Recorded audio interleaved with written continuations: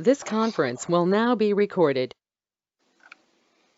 Okay, I'd like to welcome everybody. Appreciate you being here. With that, I would ask for a motion to approve the agenda.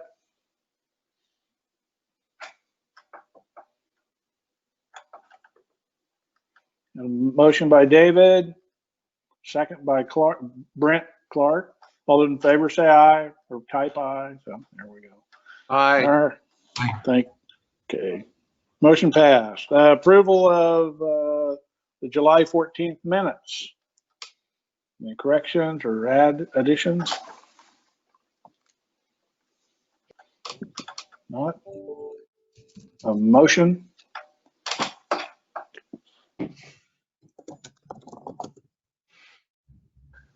Okay. Moved by Troy Tabor. Second by David Dennis. All in favor say aye. Okay, motion carried. Director's report.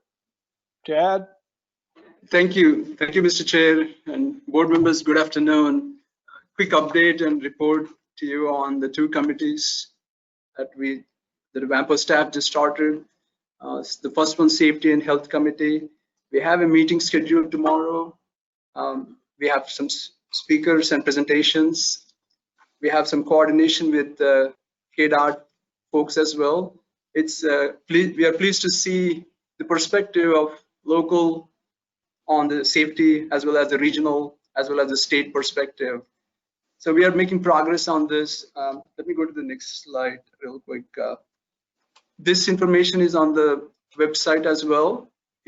It shows, this committee just started. It continues for next couple of years. So we have room to include members who are interested in the future as well. For instance, if school district member would like to join, or if any of the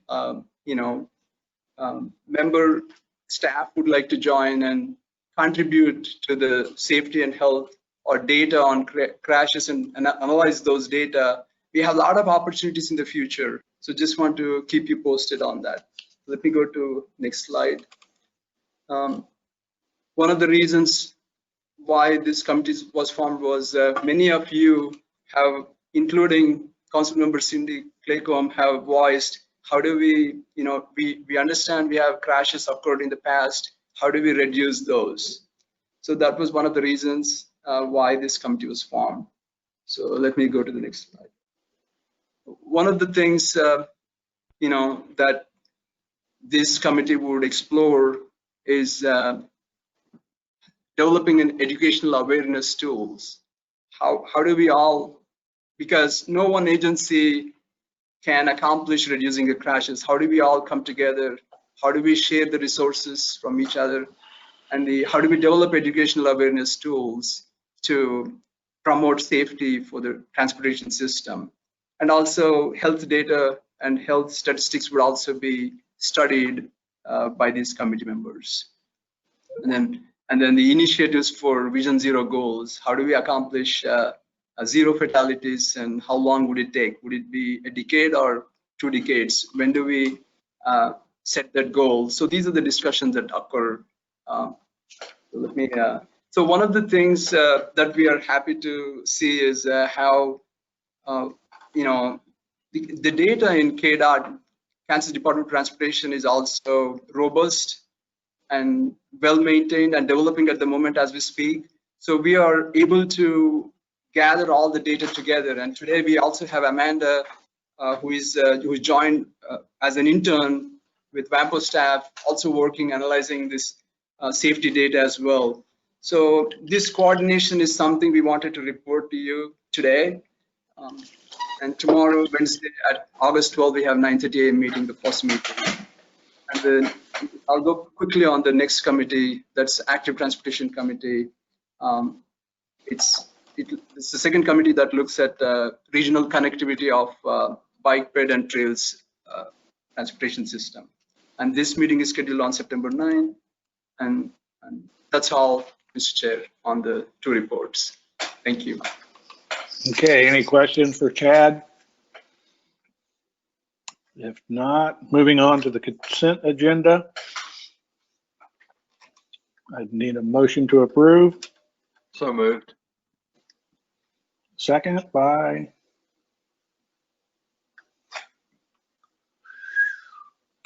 Troy, seconded. So, all right. All those in favor? Aye. Aye. Okay, perfect. Motion carries. All right, public comment. Is anybody on here from the public that would like to address the board? If not, moving on. Update research on bike and pedestrian crashes in Wichita. Amanda?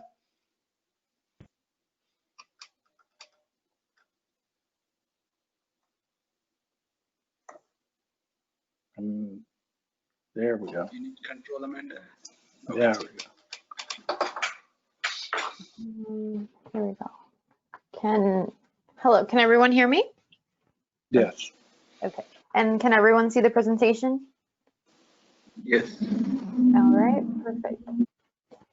All right, well, my name is Amanda Aguilar. I recently, as of this May, graduated with my master's in public health, in which I did some extensive data analysis on WPD, Wichita Police Department crash reports, and I'm going to share a little bit of what the findings were. This is specifically for Wichita, but after I'll talk about some next steps that I am currently working on with WAMPO to extend this analysis to the WAMPO regional area. So this data analysis focused on data for 11 years for the city of Wichita, in which 1,818 crashes were reported for pedestrian and cyclist crashes with motor vehicles.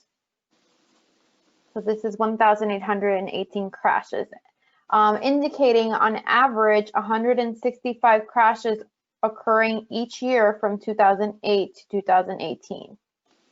Currently, I'm working on incorporating the 2019 data as well, but just looking at this table, we can see that just the consistency in crash numbers from 2008 all the way to 2018, with a spike in 2016 with over 200 crashes there. These crashes can be divided into pedestrian and cyclist crashes, with 49% of these, about 897, being pedestrian and 921, that 51%, being cyclist crashes. Here we can kind of see those trends over time that I mentioned. The green line, for those who can't see it very well, represents pedestrians, and the blue line represents cyclists. So we can see again that upward trend from 2008 all the way to 2018, with a decrease, but that still remained constant in 2013, and a spike up to 2016. Here we can see a map of the city of Wichita, where I mapped out all of the crash locations that were indicated in the WPD reports. For this analysis, each circle or each dot represents a crash location, but it could be more than one crash.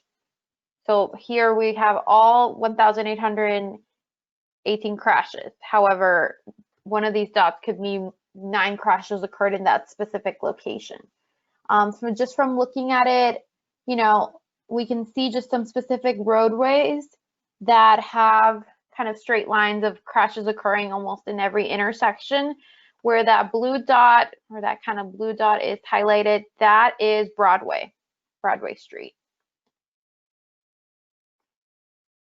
Of the reported crashes, 37% occurred within 7 specific roadways, from which you can expect, thinking about traffic volume as well.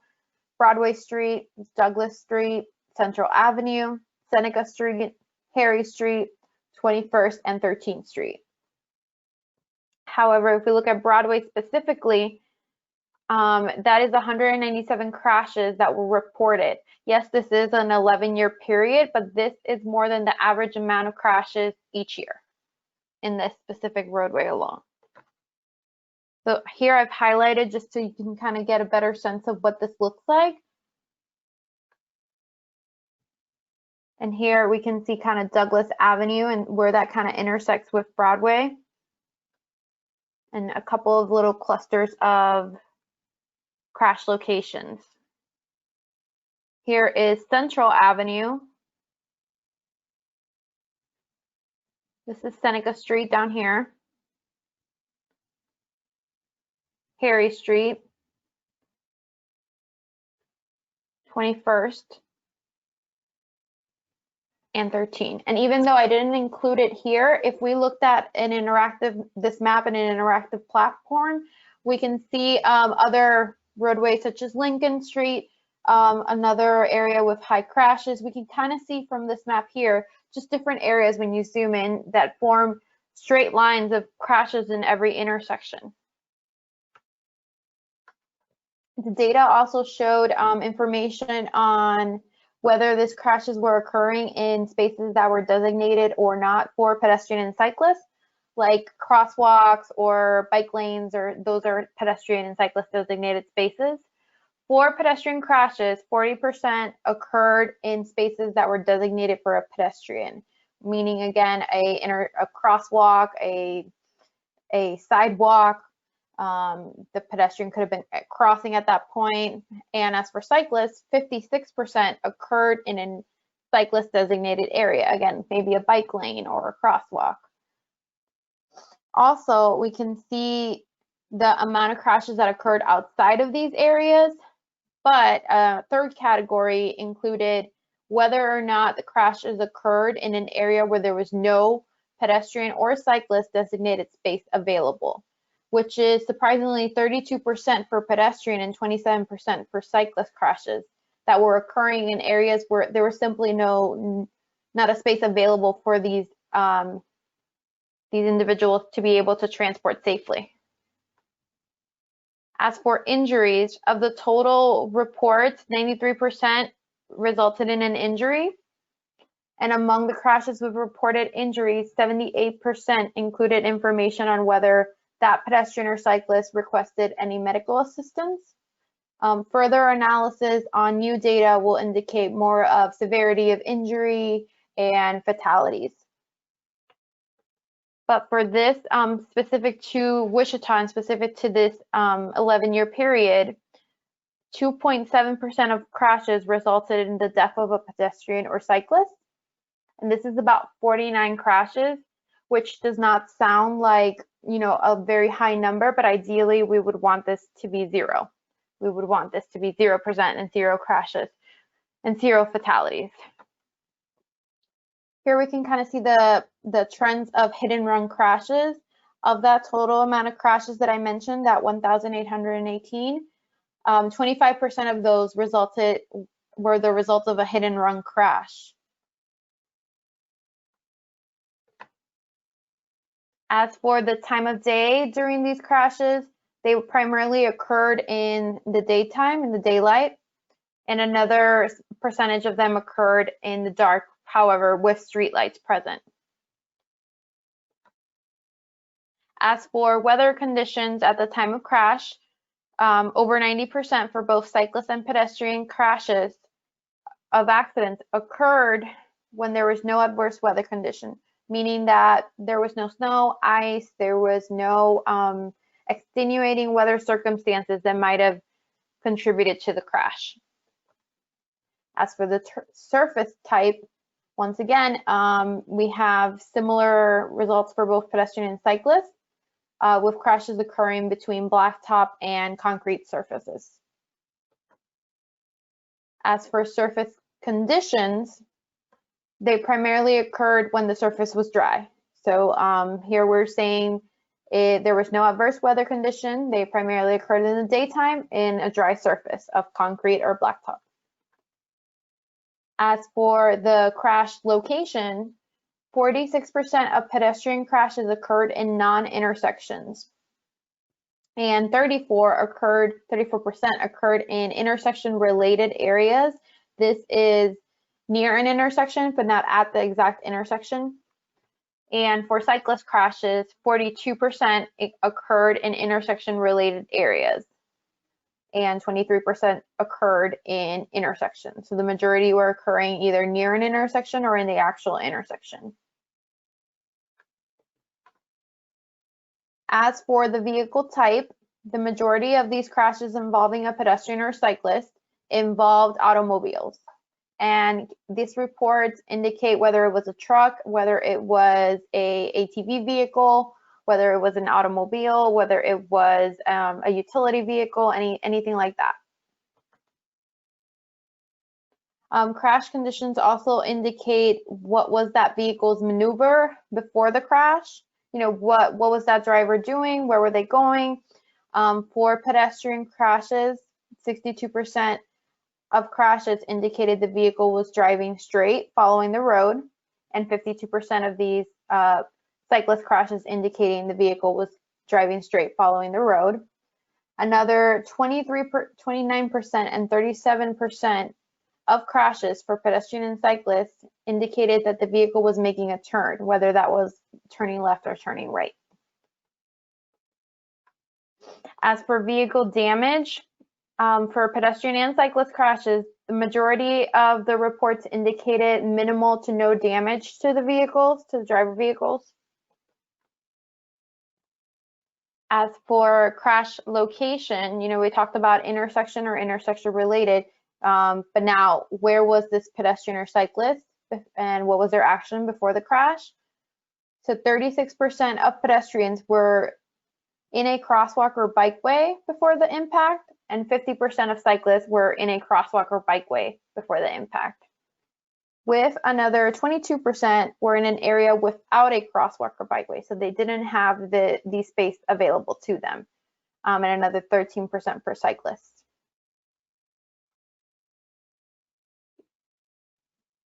And as for their action, 61.4% of pedestrians were entering the road or crossing the road right before the crash, and 56% of the cyclists were riding on the road right before the crash. As for, did this pedestrian or cyclist obey traffic signal? In 58% of cases, there was no pedestrian signal to obey. There was no traffic signal to obey. And in 52% of cyclist crashes, similar to pedestrian, there was no signal to obey. As for impairment, in 80% and 91% of pedestrian and cyclist crashes, there was no evidence of impairment from the part of the pedestrian or cyclist. And in over 90% for both pedestrian and cyclist crashes, there was no evidence of impairment from the part of the driver. As for crash fault, which it's important to note that I used the officer notes and did some qualitative analysis. This isn't a category within the report. This is something that officers could note, and it's based on their understandings of the facts. In 46% of cases of pedestrian crashes, the pedestrian was found at fault, and in 43% was the driver. And then we have kind of similar reports for cyclists, meaning that in almost half of the time, pedestrian or driver was found at fault, and similar for cyclists. In a very small, less than 5% of cases, both parties were found at fault. As for the crash reason, and I didn't include in this report information on citation, but failure to yield was the #1 reason for citation and was the #1 reason for crash reason for both pedestrian and cyclist crashes. Followed by inattentiveness, running a red light for the pedestrian, and failure to obey traffic regulations for the cyclist. Some next steps and things to consider is how can we address safety? And one of the ways, and I'm going to echo what Chad mentioned earlier about the safety committee, one of the ways is really collaborating across sectors and considering different alternatives and different changes that we can make to make streets safer, considering the impact of conflicting turning signals, whether a person is allowed to turn right on red and while the pedestrian light is giving them the right of way, or left on green if that is impacting anything like that. Considering also infrastructure and environmental related projects, motor vehicle safety features, at-risk groups, and again, echoing what Chad mentioned, considering where are these crashes occurring in relation to where schools are located. Are children at risk of being involved in pedestrian and cyclist crashes? Considering implementing different policy and infrastructure changes to increase safety, such as protected bike lanes, such as considering urban designs to separate bike lanes, high design, protected intersections, raised crosswalks. All of these things have shown in the research to reduce crashes occurrences. Also increasing awareness, not just at the Wichita level, but state level, increasing awareness on education campaigns. A lot of other states do different things in regards to safety, considering the model of the 4 E's, and this might be something that you guys already are familiar with, but it's a comprehensive policy approach of enforcement, engineering, education, and emergency response. Really, once again, echoing the need for collaboration across all sectors and being able to really address this from kind of a multi-level approach.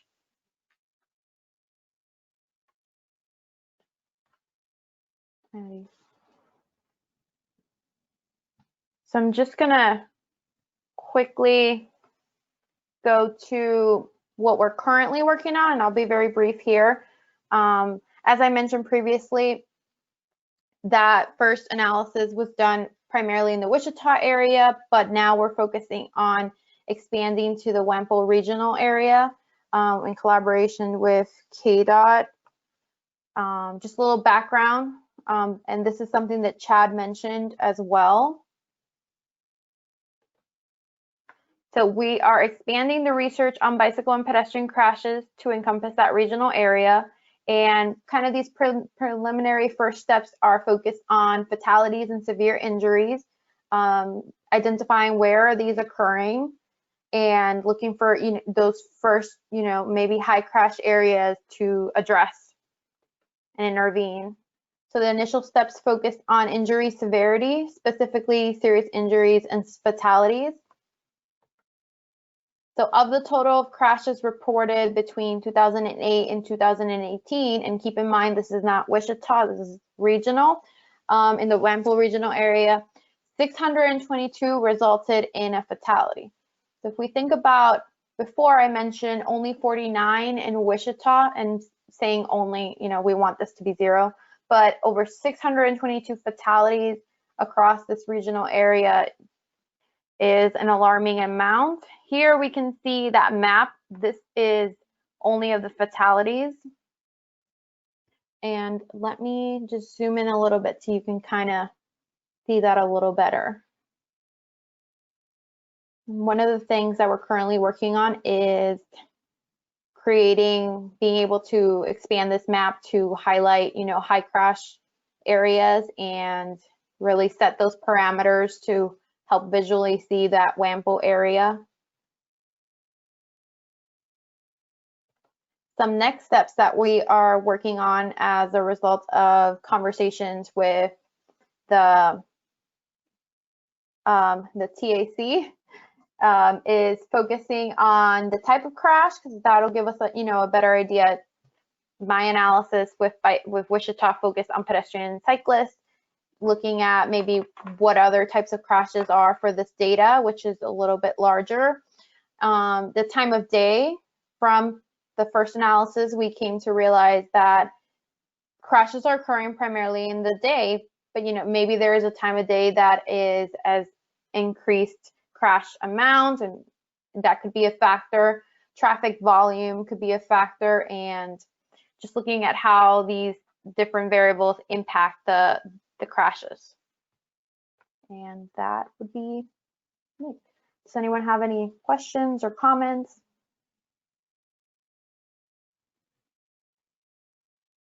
Thank you.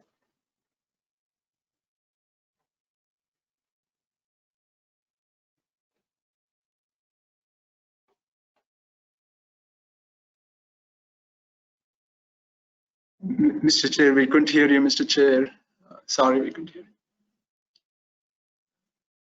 Mr. Chair, we couldn't hear There you. we go. There we go. All right, we'll go on. Thank you, Amanda. We appreciate that and welcome.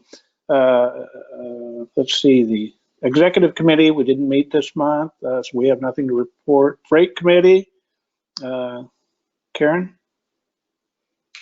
Thank you, Mr. Chair. Welcome, everyone.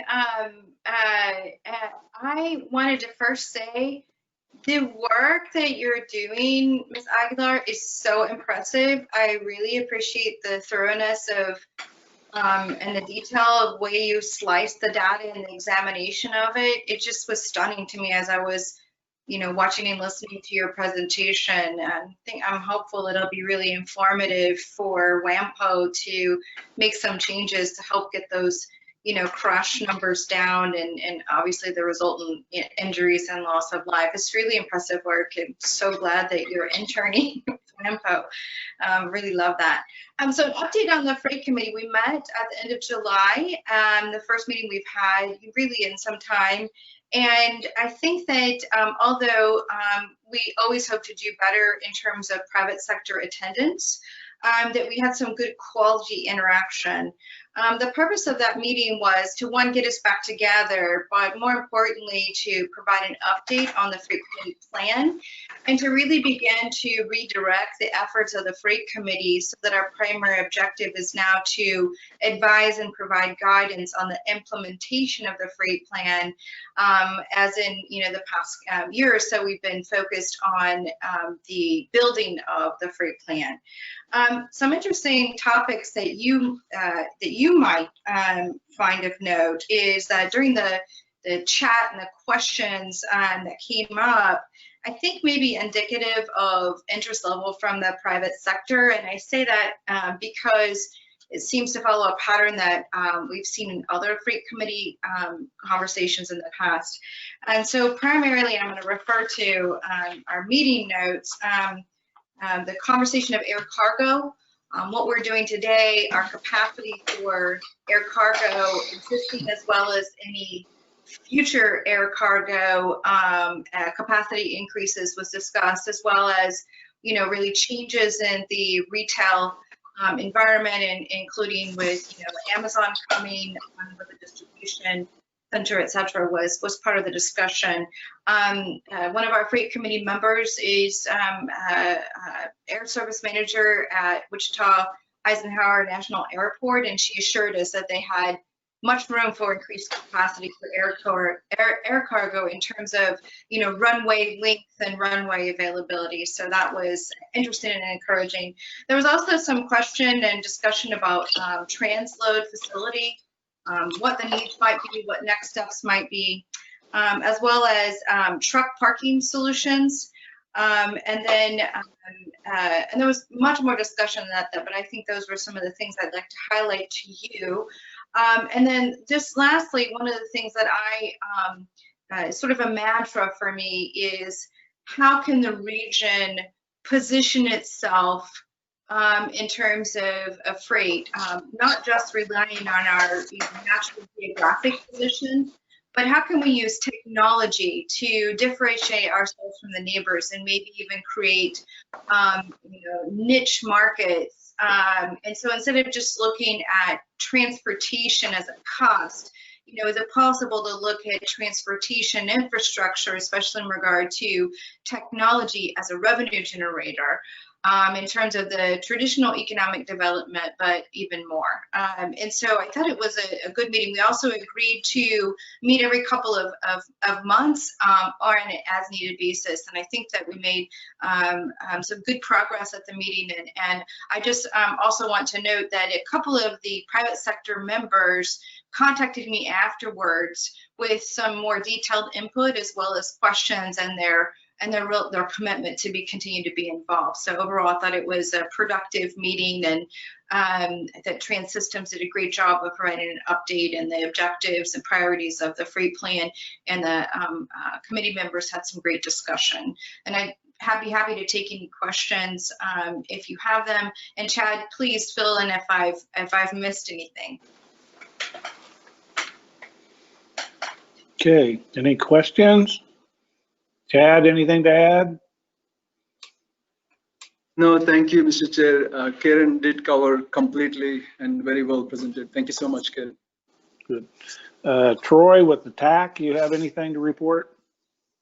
Not anything further. Very good on the presentations today. Okay, thank you. Let's see. Wichita Metro Transportation from KDOT. Who wants to do that, Mike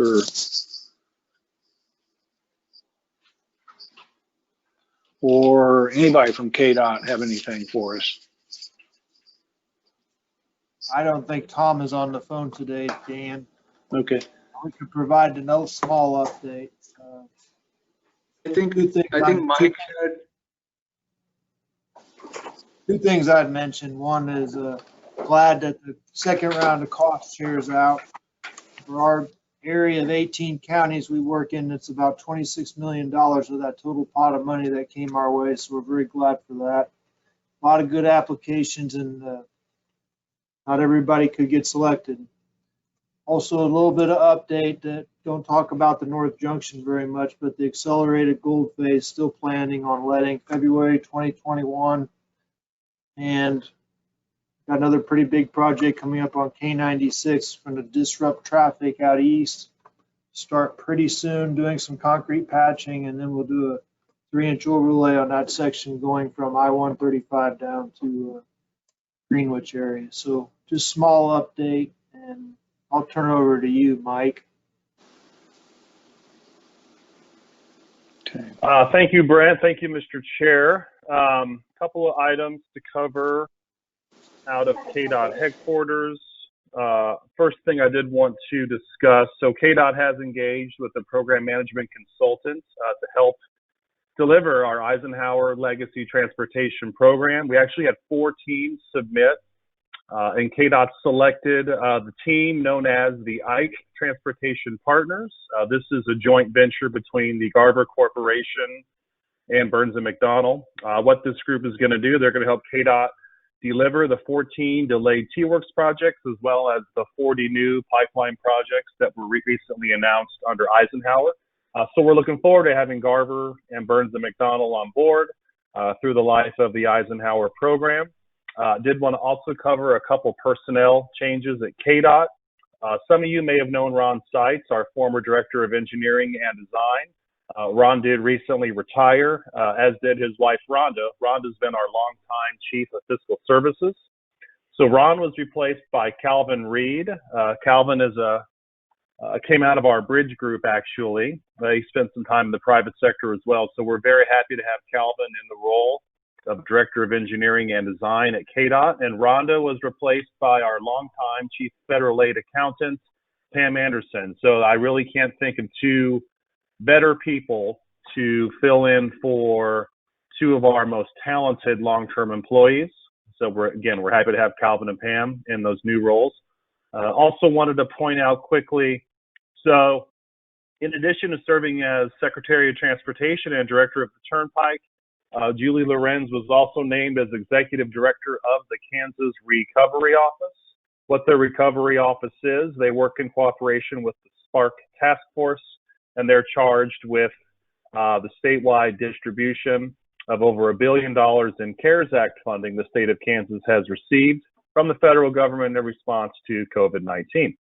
So we're very happy that Julie is serving in that role, and we're also happy she's still serving in the role of Secretary and Director of the Kansas Turnpike.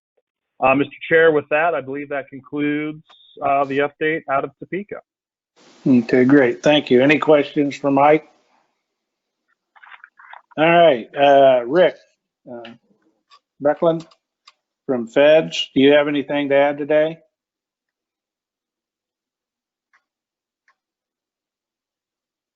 Sorry, we couldn't hear you, Rick. Oh. Rick, are you there? Can you hear me?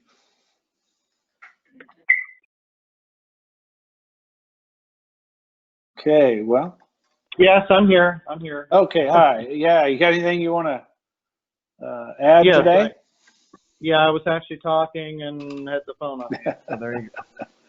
There you go. Yes, I have a couple updates. First off, in terms of personnel announcements, in terms of filling the position for Paul Foundukas, we're still in a bit of a hiring slowdown at the moment. So I don't have an ETA as of yet. Hopefully this fall we will be advertising the vacancy for that position, which would be all sources, as well as internal within the agency. So we'll keep you all updated on that.